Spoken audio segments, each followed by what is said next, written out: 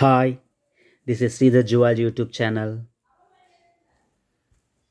నేను మీ Sridhar, government junior కాలేజీలో జంతుశాస్త్ర అధ్యాపకుడిని. ఈరోజు నేను మీకు ముఖ్యంగా ఇంపార్టెంట్ 2 మార్క్స్ ఏమేమి ఉన్నాయి చాప్టర్ వైజ్గా సెకండ్ ఇయర్ జువాలజీలో అనేటువంటిది ఐపీఈని అంటే ఇంటర్ పబ్లిక్ ఎగ్జామినేషన్ని దృష్టిలో ఉంచుకొని చేయడం జరిగింది. తెలుగు మీడియం మరియు ఇంగ్లీష్ మీడియం ఇద్దరికి కూడా, ఇంగ్లీష్ మీడియం మరియు తెలుగు మీడియం వాళ్ళకి ఇద్దరికి కూడా తయారు చేయడం జరిగింది. ఆల్రెడీ నేను ఫస్ట్ ఇయర్ కూడా తయారు చేయడం జరిగింది. జువాలజీకి సంబంధించిన ఇంపార్టెంట్ 2 మార్క్స్ ఒకసారి దాని యొక్క ఇంపార్టెన్స్ మీద నేను రివ్యూ కూడా చేయడం జరిగింది. అసలు ఎన్ని వచ్చినాయి మనం చేసినటువంటి 2 మార్క్స్ మీద అనేటువంటి చూసుకుంటే దాదాపు 10 క్వశ్చన్స్లో 9 క్వశ్చన్స్ వరకు రావడం జరిగింది ఐపీలో మొన్న జరిగినటువంటి అక్టోబర్లో జరిగినటువంటి ఎగ్జామ్స్లో.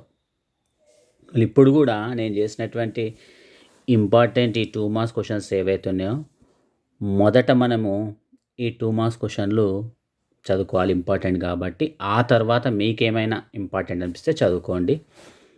దీన్ని ఇంపార్టెంట్ ఏ విధంగా తయారు చేయడం జరిగింది అంటే మనకు లాస్ట్ ఇయర్స్లో వచ్చినటువంటి ఐపీలో వచ్చినటువంటి గత ఐపీలో వచ్చినటువంటి రిపీట్ క్వశ్చన్స్ ఏవైతే ఉన్నాయో, ఏ క్వశ్చన్స్ అయితే వచ్చినాయో వాటిని నేను ఇంపార్టెంట్ కింద తీసుకోవడం జరిగింది. మళ్ళీ ఎన్ని క్వశ్చన్లు తీసుకున్నాం అనేటువంటిది ఒకసారి చెక్ చేసుకోవాలి.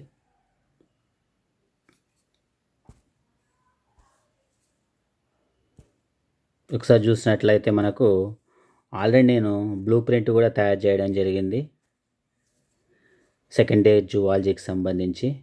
ఆ బ్లూ ప్రింట్ ప్రకారం మనం చూసినట్లయితే 2 మార్క్స్ చూసినట్లయితే చూడండి, ఇక్కడ మనకు 5th యూనిట్ ఏదైతే ఉందో 5th యూనిట్ నుంచి ఎటువంటి 2 మార్క్స్ లేవు. కేవలము మిగిలిన యూనిట్ నుంచి మాత్రమే మనకు 2 మార్క్స్ ఉన్నాయి.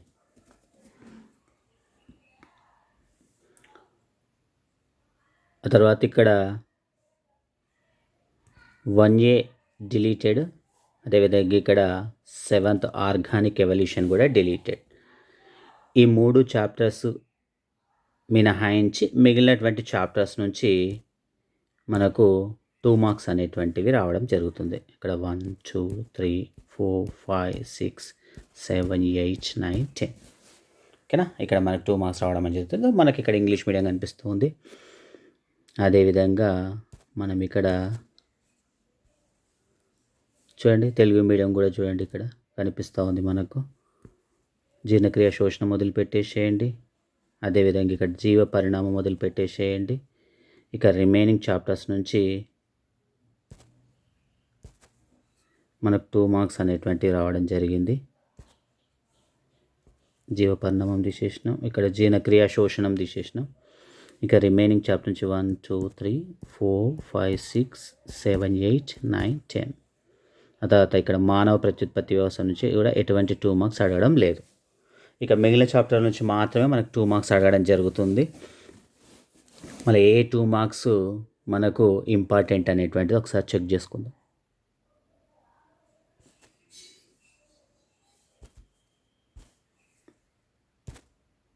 చూడండి, ఇక్కడ ఆల్రెడీ మనం అనుకున్నాం కదా, ఈ చాప్టర్ లేదు మనకు, ఈ చాప్టర్ లేదు, అదేవిధంగా ఈ చాప్టర్ లేదు. ఈ 3 చాప్టర్లు తప్ప మిగిలినటువంటి అన్ని చాప్టర్ల నుంచి కూడా మనకు 2 మార్క్స్ వచ్చినాయి. అసలు బుక్లో మనకు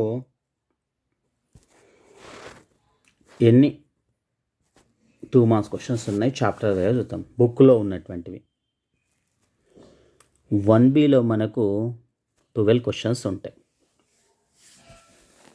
ఆ తర్వాత 2A ఉంది కదా, 2Aలో 10 క్వశ్చన్స్ ఉంటాయి. 2Bలో 13 క్వశ్చన్స్ ఉంటాయి. ఆ తర్వాత 3A చూసుకున్నట్లయితే 4 + 7 అంటాం. చెప్తా ఏంటనే, ఎందుకు 4 + 7 అన్నా ఇక్కడ నేను సపరేట్గా అని అంటే 7 క్వశ్చన్స్ ఏవైతున్నాయో అవి మీకు డిలీటెడ్ సిలబస్ సంబంధించినటువంటి క్వశ్చన్లు ఉన్నాయి. కాబట్టి మనము దీంట్లో 4గానే పరిగణన తీసుకుంటాం. అంటే మొత్తం మనకు 3A నుంచి 11 క్వశ్చన్స్ ఉంటే 30% సిలబస్ మీకు డిలీట్ చేసింది. ఆ డిలీటెడ్లో ఉన్నాయి ఈ 7 క్వశ్చన్స్. కాబట్టి కేవలం మీకు 4 క్వశ్చన్స్గానే పరిగణన తీసుకుంటాం. ఆ తర్వాత చూడండి 3B తీసుకుందాం. 3Bలో కూడా 7+3 అంటాం. 7+3 ఇందులో కూడా తీసుకుంటే 3 అనేటువంటిది మీకు డిలీటెడ్ సిలబస్ 30% ఏదైతే ఉందో దాంట్లో నుంచి వచ్చిన క్వశ్చన్ కాబట్టి మనకు అవసరం లేదు. దీంట్లో 7 కిందనే తీసుకోవడం జరుగుతుంది లెక్కలోకి. ఆ తర్వాత 4A తీసుకుంటే 9 క్వశ్చన్స్, 4B తీసుకుంటే 12 క్వశ్చన్స్ బుక్లో ఉన్నాయి. ఆ తర్వాత 6th యూనిట్ కనుక మనం తీసుకున్నట్లయితే దాదాపు 27 క్వశ్చన్స్ ఉన్నాయి. లాస్ట్ 8th యూనిట్ కనుక మనం తీసుకుంటే ఇక్కడ కూడా చూడండి ఈ 18+7 క్వశ్చన్స్ ఉన్నాయి. ఈ 7 వచ్చేసి మనకు డిలీటెడ్, అంటే 30% డిలీటెడ్ క్వశ్చన్స్. అంటే మనం 18 క్వశ్చన్స్ మాత్రమే పరిగణలోకి తీసుకుంటాం, లెక్కలోకి తీసుకుంటాం. ఇక మనకు 5th యూనిట్ ఏదైతే ఉందో దాని నుంచి 2 మార్క్స్ క్వశ్చన్స్ అడగరు. దేని ప్రకారం మనకు మోడల్ క్వశ్చన్ పేపర్ ప్రకారం ఇంటర్మీడియట్ బోర్డు వాళ్ళు పెట్టిన మోడల్ క్వశ్చన్ పేపర్లో 5th నుంచి మనకు 2 మార్క్స్ లేవు. అయినప్పటికీ ఒకవేళ అడిగే ఛాన్స్ ఉంటే కూడా ఒకసారి లాస్ట్లో వీటిని కూడా మనం చూసుకోవాలి. అసలు ఎన్ని క్వశ్చన్లు ఉన్నాయి, అందులో నుంచి రిపీట్గా వచ్చిన క్వశ్చన్లు ఏవనేటువంటిది కూడా మనం చూసుకోవాలి. అలా తీసుకుంటే చూడండి కొంచెం 5th యూనిట్ తీసుకున్నట్లయితే మొత్తం దీంట్లో ఈ చాప్టర్లో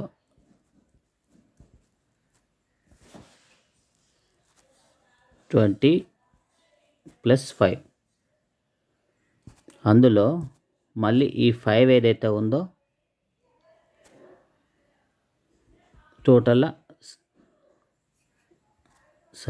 టోటల్గా మనకు 20+5 అంటే ఈ 5th A 5th B అని చెప్పి సబ్ టాపిక్స్ ఉంటాయి కాబట్టి 5th A నుంచి మనకు 20 క్వశ్చన్స్, 5th B నుంచి 5 క్వశ్చన్స్, మొత్తం 25 క్వశ్చన్స్ ఉన్నాయి. టోటల్గా మనం క్వశ్చన్లు చూసినట్లయితే బుక్లో ఉన్నటువంటి క్వశ్చన్స్, నేను ఇక్కడ ఇచ్చినటువంటి అన్నీ కూడా బుక్లో ఉన్నటువంటి క్వశ్చన్స్. ఇక్కడ ఎన్ని ఉన్నాయి క్వశ్చన్స్ అనేటువంటిది మనం ఇక్కడ చూసుకుందాం, కింద రాసుకుందాం. మనం ఎన్ని క్వశ్చన్లు ఉన్నాయంటే టోటల్గా మనకు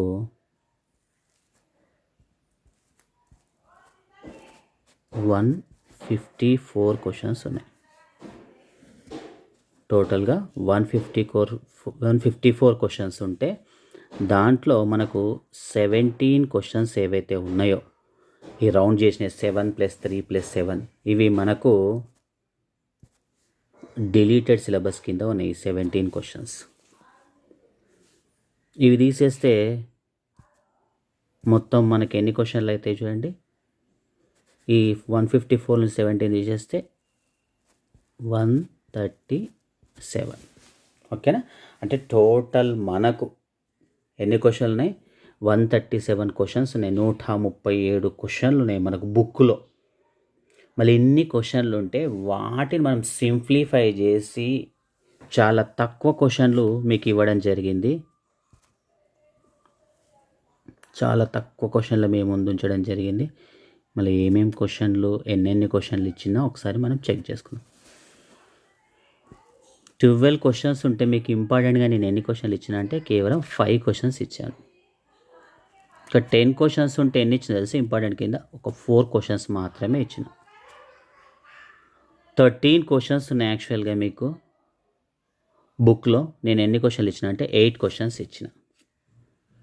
ఇక్కడ ఉన్నాయి 4 క్వశ్చన్స్ మాత్రమే ఉన్నాయి. నేను ఎన్ని ఇచ్చిన 3 క్వశ్చన్స్ ఇచ్చిన. అదేవిధంగా ఇక్కడ 3Bలో 7 క్వశ్చన్స్ ఉన్నాయి. 3Bలో 7 క్వశ్చన్స్ ఉంటే నేను ఎన్ని తీసుకున్నా ఇంపార్టెంట్ కింద 5 తీసుకున్నా. 4th ఏలో 9 క్వశ్చన్స్ ఉన్నాయి కదా. 9 క్వశ్చన్స్ ఉంటే నేను 8 క్వశ్చన్స్ వరకు ఇంపార్టెంట్ తీసుకున్నా. 4Bలో 12 క్వశ్చన్స్ ఉంటే దీంట్లో నేను ఒక 5 క్వశ్చన్స్ తీసుకున్నా.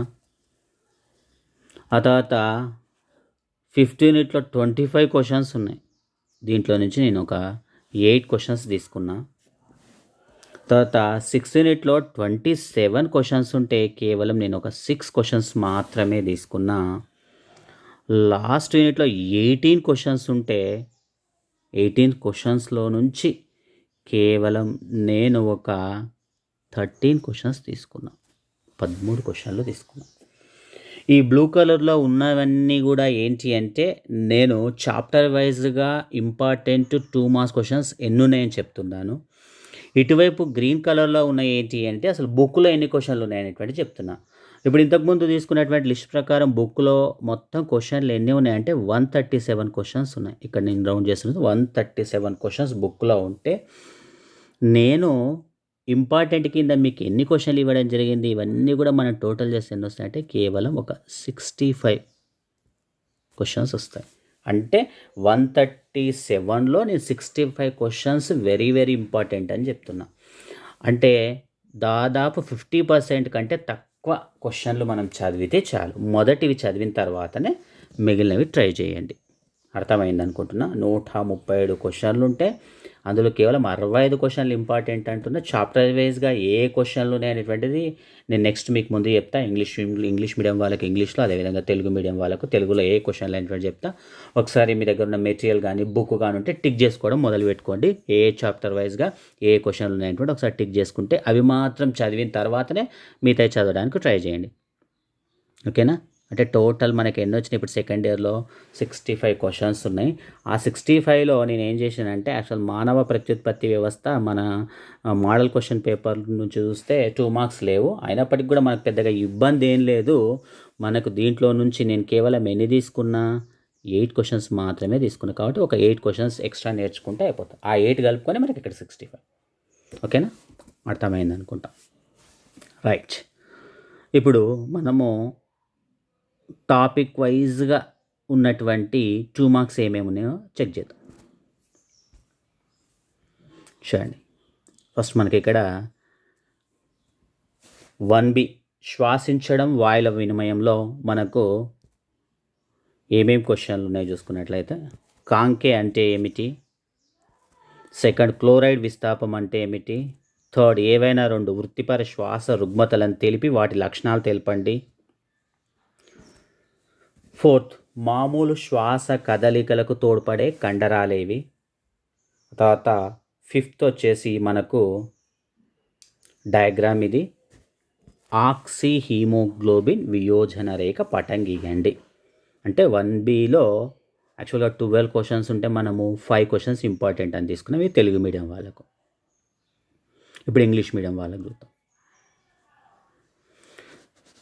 Breathing and exchange of gases topic వచ్చేసి దాంట్లో what are conchae, second one what is meant by chloride shift, third one mention any 2 occupational respiratory disorders and their causes in human beings, fourth name the muscles that help in normal breathing movements, fifth one draw a diagram of oxyhaemoglobin dissociation curve. ఓకేనా. పై వచ్చేసి మనకు Telugu medium వాళ్ళకి సంబంధించినటువంటివి, కింది వచ్చేసి మనకు English medium వాళ్ళకి సంబంధించిన సేమ్ క్వశ్చన్స్ పైన తెలుగులో ఉన్నాయి, కింద ఇంగ్లీష్లో ఉన్నాయి. ఎవరు ఏ మీడియం అయినా సరే వాళ్ళు ఈ క్వశ్చన్లను ఒకసారి టిక్ చేసుకొని నేర్చుకోవడానికి ట్రై చేయండి. అంటే ఇవే చదవండి అని కాదు, ఇవి చదివిన తర్వాతనే మిగతా చదవండి అని నేను చెప్తున్నా.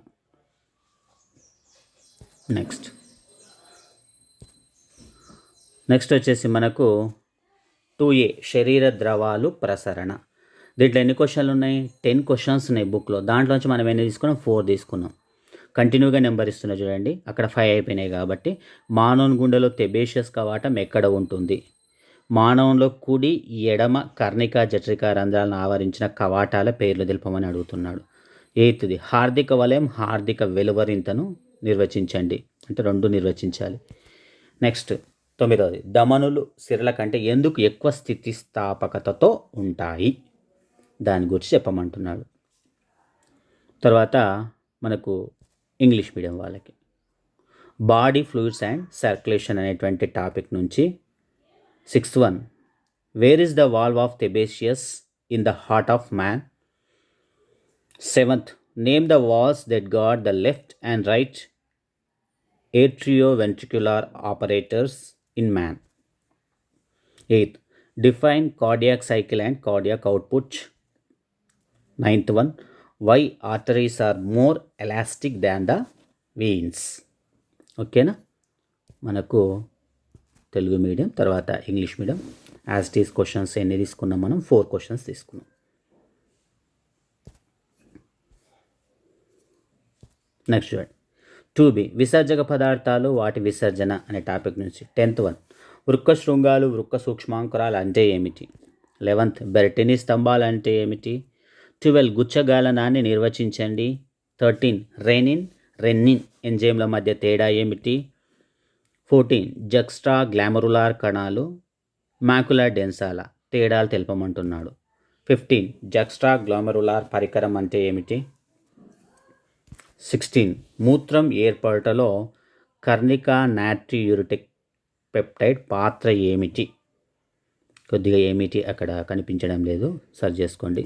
17 లాస్ట్, వల్కల జెక్స్టా మెడుల్లరీ నెఫ్రాన్స్ మధ్య తేడాలు తెలపండి. అంటే వల్కల నెఫ్రాన్స్ జెక్స్టా మెడుల్లరీ నెఫ్రాన్స్ మధ్య తేడా చెప్పమని అడుగుతూ ఉన్నాడు.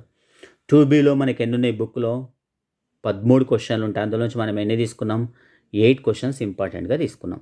ఇవి తెలుగు మీడియం వాళ్ళకు. నెక్స్ట్ ఇంగ్లీష్ మీడియం వాళ్ళకు వచ్చేద్దాం. 2b, excretory products and their elimination. 10th, what are renal pyramids and renal papillae. 11th one, what are the columns of Bertin. 12th, define glomerular filtration. 13, distinguish between the enzymes renin and renin. 14, distinguish between juxtaglomerular cells and macula densa. 15th, what is juxtaglomerular apparatus. 16, what is the role of atrial natriuretic peptide, సింపుల్గా ANP అని కూడా అంటూ ఉంటారు వీటిని, in the regulation of urine formation. Last 17, distinguish between cortical and juxtamedullary nephrons. అంటే cortical nephrons జెక్స్ట్రామెడులర్ nephrons మధ్య difference ఏంటి అనేటువంటిది కూడా ఈ క్వశ్చన్ అడుగుతున్నాడు. మనకు 2bలో మొత్తం 8 క్వశ్చన్స్ ఇంగ్లీష్ మీడియం వాళ్ళకి. నెక్స్ట్ లెసన్ చూద్దాం. 3a, కండర అస్థిపంజర వ్యవస్థ. దీంట్లో మనకు వచ్చేసి 4 క్వశ్చన్స్ ఉన్నాయి. అందులో నుంచి 3 క్వశ్చన్స్ తీసుకున్నాం. త్రయ వ్యవస్థ అంటే ఏమిటి, యాక్టిన్ మయోసిన్ మధ్య భేదం ఏమిటి, ఆ తర్వాత ఎర్రని కండర తంతువులు తెల్లని కండర తంతువుల మధ్య భేదాలు ఏమిటి. ఈ 20 క్వశ్చన్ ఒకసారి మనం చూసుకున్నట్లయితే ఈ విధంగా ఉంది. యాక్చువల్గా క్వశ్చన్ ఒకసారి ఏ విధంగా అడిగాడు, దీన్ని కొద్దిగా మార్చి అడిగాడు. వాయు సహిత కండరాలు వాయురహిత కండరాల మధ్య తేడా ఏమిటి అని కూడా అడిగాడు. అంటే ఎర్రని కండర తంతువులను మనము వాయు సహిత అని, ఈ తెల్లని కండర తంతువులు వాయురహిత అంటాం కదా. ఈ విధంగా క్వశ్చన్ అడగడం జరిగింది. అదొక జాగ్రత్తగా గుర్తుంచుకోండి. సేమ్ క్వశ్చనే కొద్దిగా మార్చి అడిగాడు. వాయు సహిత రహిత అని అడగడం జరిగింది. ఇంగ్లీష్ మీడియం వాళ్ళని చూద్దాం. 3a, musculoskeletal system. What is triad system. Write the difference between actin and myosin. Distinguish between red muscle fibres and white muscle fibres. ఇది మనకు అడిగినటువంటి ఇది.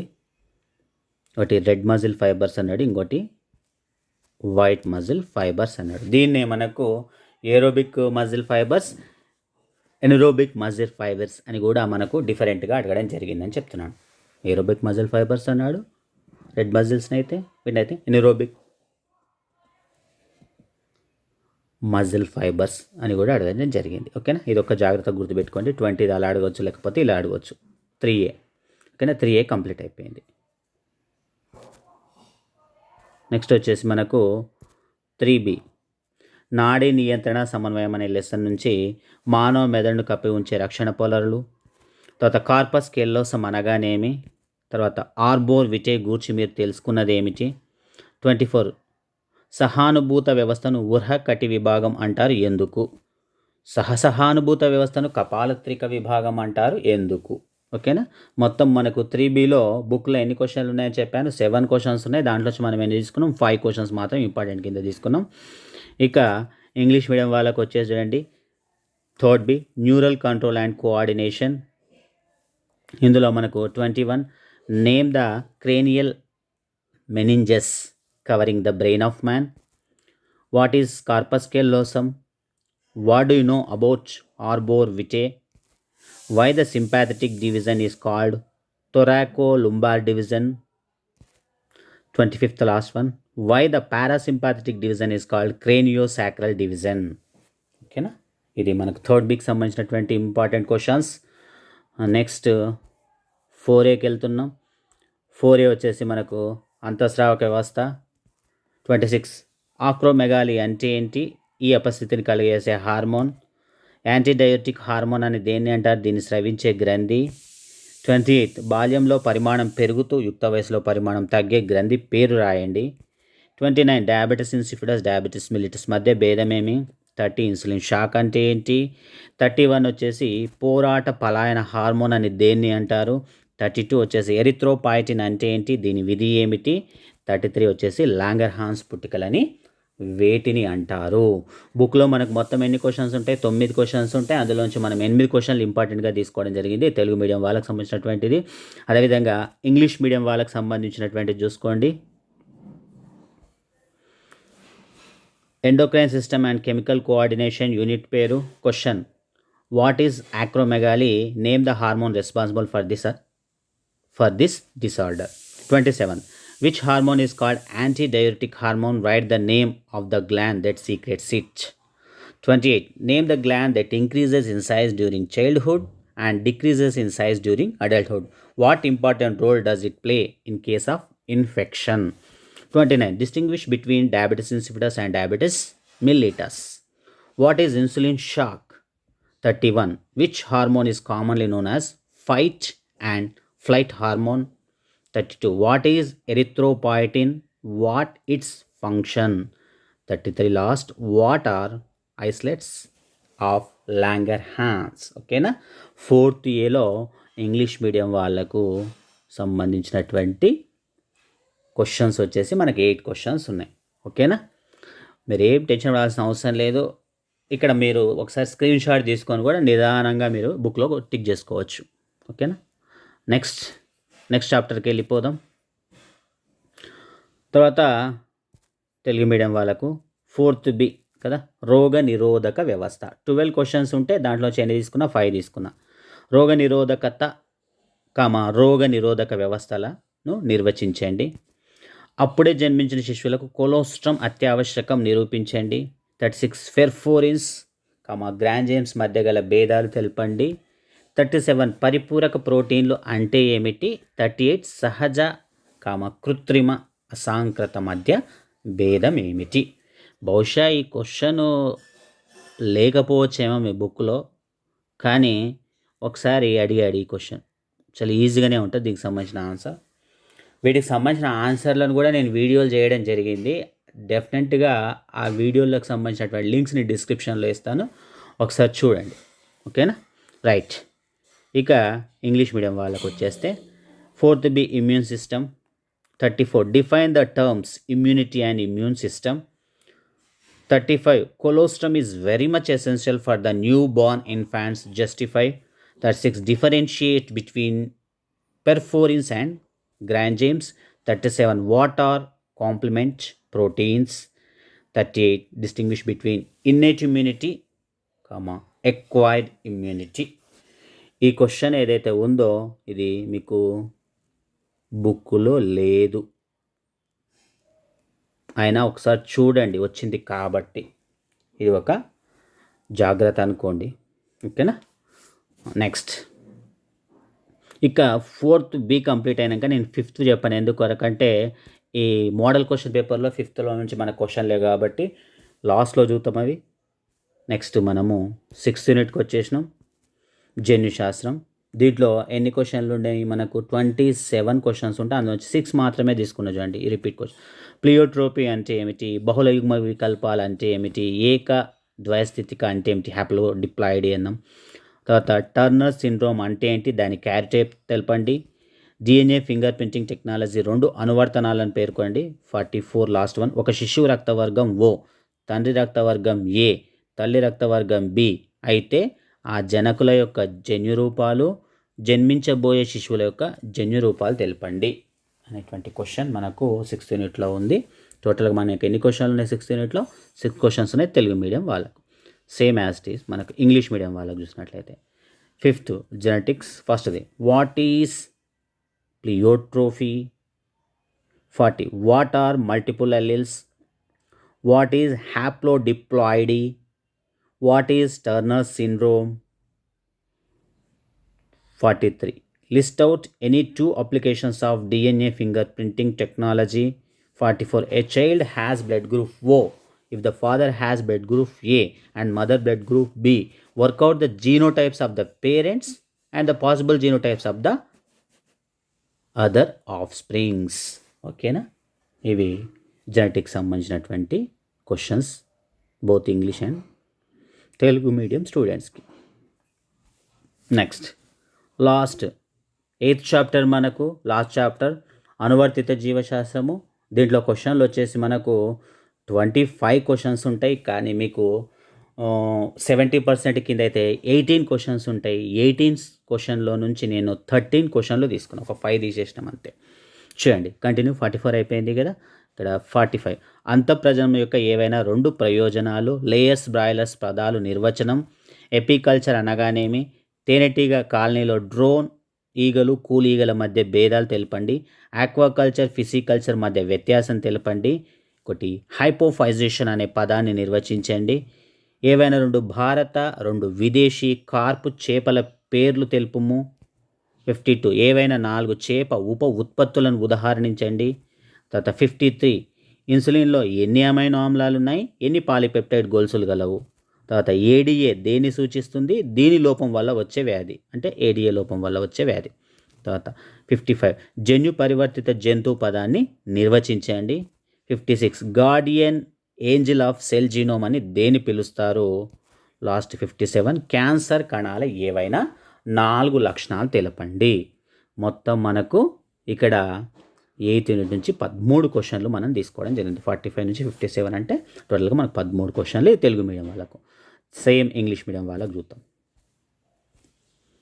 Applied biology last unit 45 mention any 2 advantages of in breeding. 46 define the terms layer and broiler. 47 what is apiculture. 48 distinguish between a drone and worker in a honeybee colony. 49 differentiate aquaculture and pisciculture. 50 explain the term hypophysation. 51 list out any 2 Indian carps and 2 exotic carps. 52 mention any 4 fish byproducts. 53 how many amino acids and polypeptide chains are present in insulin. 54 what does ADA stands for. Deficiency of ADA causes which disease. 55 define the term transgenic animal. 56 what is popularly called guardian angel of cells genome. Last list out any 4 features of cancer cells. ఓకేనా? ఇవి మనకు 8th యూనిట్లో important English medium వాళ్ళకి. ఇక ఇంతవరకు మనకు జనరల్గా అడిగే 2 మార్క్స్, కానీ 5th యూనిట్ మనకు ఈ మోడల్ పేపర్లో లేదు అని చెప్తున్నా మళ్ళీ అయినప్పటికి కూడా రిపీట్గా వచ్చేటువంటి క్వశ్చన్లు పెద్దగా మనకి ఎక్కువగా లేవు. ఒక 8 క్వశ్చన్స్ చూసుకుంటే సరిపోతుంది. ఎక్స్ట్రా కింద చూసుకుందాం. ఓకేనా? తెలుగు మీడియం వాళ్ళకి చూడండి. పటం శుక్రకణం పటం గీచి భాగాలు గుర్తించుము. 59 స్పెర్మియేషన్ స్పెర్మియోజెనసిస్. 5th యూనిట్ వచ్చేసి ప్రత్యుత్పత్తి వ్యవస్థ. ఏ బి బోత్ 2 కలిపి నేను ఇక్కడ ఇవ్వడం జరిగింది. 60 మానవ శుక్రోత్పాదక నాళికలో సెర్టోలి కణాలు లీడి కణాల విధులేంటి. 61 శుక్రకణాల కెపాసిటేషన్ అంటే ఏంటి. 62 లైంగిక సంపర్క వ్యాధులు సోకకుండా తీసుకునే నివారణ చర్యలను తెలపండి. 63 జనాభా విస్ఫోటనానికి 2 కారణాలు తెలపండి. 64 ఉల్బద్రవ పరీక్ష అంటే ఏంటి, దీని ద్వారా కనుగొనే 2 అపక్రమాల పేర్లు పేర్కొనండి. 65 క్షీరోత్పాదక ఋతుస్రావ నిరోధక పద్ధతి వల్ల కలిగే లాభాలు పేర్కొనండి అని అన్నాడు. ఇందులో చూడండి మనకు ఏబి అనేసి 2 ఉన్నాయి, మనకు 5th ఏబి అనేటువంటివి 2 ఉన్నాయి. దాంట్లో మనం తీసుకుంటే ఒక లైన్ కింద ఇక్కడ గీసుకుంటే చూడండి మొత్తం ఎన్ని క్వశ్చన్లు ఉన్నాయి, 8 కదా. అందులో చూడండి దీంట్లో నుంచి ఒక 4 క్వశ్చన్లు, అదేవిధంగా దీంట్లో నుంచి 4 క్వశ్చన్లు, మొత్తం ఏ నుంచి 4, బి నుంచి 4 ఇంపార్టెంట్ కింద ఇవ్వడం జరిగింది తెలుగు మీడియం వాళ్ళకి ఎక్స్ట్రా కింద. నెక్స్ట్ ఇంగ్లీష్ మీడియం వాళ్ళకి చూద్దాం. 15 human reproduction. 58 draw label diagram of sperm. 59 define spermiogenesis and spermiation. 60 what are the functions of Sertoli cells of the seminiferous tubules and the Leydig cells in man. 61 what is capacitation of sperms. ఏవైతే 4 ఉన్నాయో ఈ 4 questions మనకు దేని నుంచి అంటే 5th ఏ unit, 5th ఏ unit. ఆ తర్వాత remaining 4 వచ్చేసి 5th B. 62 what are the measures one has to take to prevent contracting STDs. 63 in your view are the reasons for population explosion especially in India. ఇక్కడ కొద్దిగా ఏదో miss అయిపోయింది, ఒక్క నిమిషం, ఇది మిస్ కావడం జరిగింది ఇక్కడ మనకు.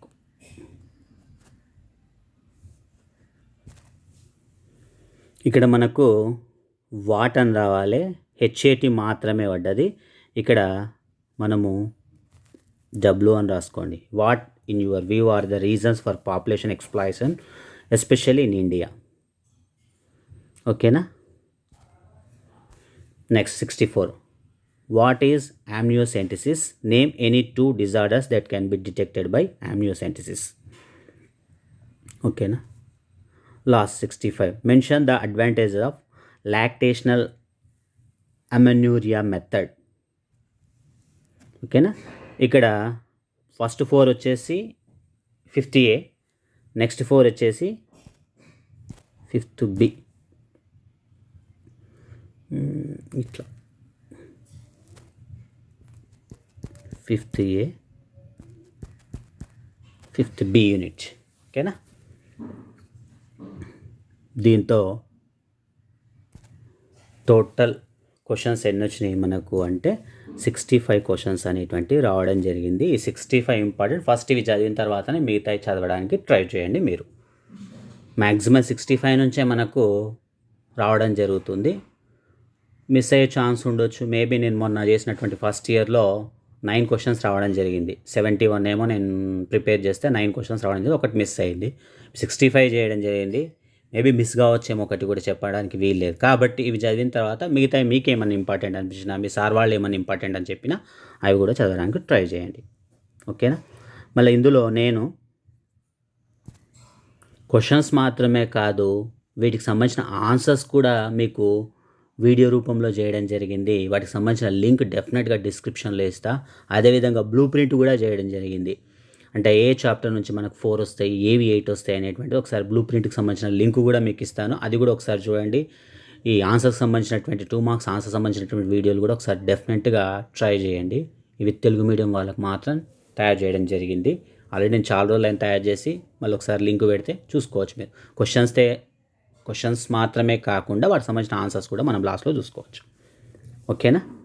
ఈ లింక్ మాత్రం ఖచ్చితంగా మీరు డిస్క్రిప్షన్లో చూస్తే మీకు అర్థమైపోతుంది ఆ లింకులు.